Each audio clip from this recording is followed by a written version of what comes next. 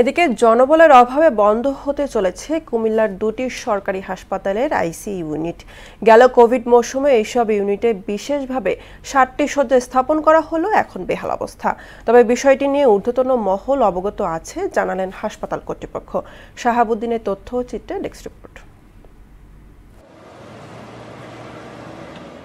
Corona ভাইরাসের সংক্রমণ বেড়ে যাওয়ায় 2020 সালে কুমিল্লা জেনারেল হাসপাতাল ও কুমিল্লা মেডিকেল কলেজ হাসপাতালে দুটি বিশেষ আইসিইউ ইউনিট স্থাপন করা হয়। Emergency response and pandemic preparedness প্রকল্পের আওতায় এসব ইউনিটে জনবল নিয়োগ দেওয়া হলেও বেতন ভাতা বন্ধ থাকায় অচল হয়ে গেছে 150 কোটি টাকার নানা সরঞ্জাম।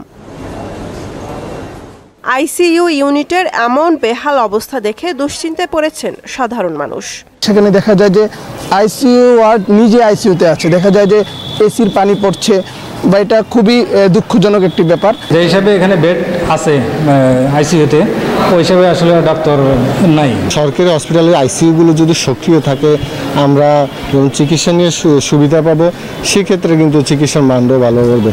চিকিৎসক সংকটে কুমিল্লা জেনারেল হাসপাতালে সেবা বঞ্চিত হচ্ছে সেবা প্রত্যাশীরা। আমাদের এখন অর্ধেক লোকবল নিয়ে আমরা চালাচ্ছি এবং অর্ধেক বেড আমরা সেবা দিতে পারছি। তো সে কারণে 10টা বেড চালু থাকার কথা থাকলেও আইসিইউ হিসেবে আসলে চলছে এখন 5টা বেড। করোনার জন্য ইতিমধ্যে 200 কিট পেয়েছেন জানিয়ে জেলা সিভিল সার্জন জানালেন, পরীক্ষার জন্য সব ধরনের ব্যবস্থা নেওয়া হয়েছে। এইবারে করোনা সিমটমটা অন্যরকম, ঠিক কাশি টাশি আগের মতো ঠিক সেরকম না, অন্যান্য রকমের হয়ে থাকে। সেগুলো এরকম রোগী যদি আমাদের কাছে আসে, সেই ক্ষেত্রে আমাদের শিশু এবং মেডিসিনের সিনিয়র কনসালটেন্ট মহোদয় আছেন, ওনাদের পরামর্শক্রমে আমরা করোনা রোগীর পরীক্ষা করব।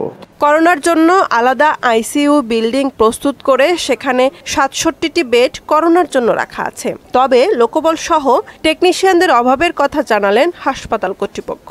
67টা বেড এটা হচ্ছে কোভিড-19 জন্য ডেডিকেটেড বেড হিসেবে আমরা ডিক্লেয়ার করছি।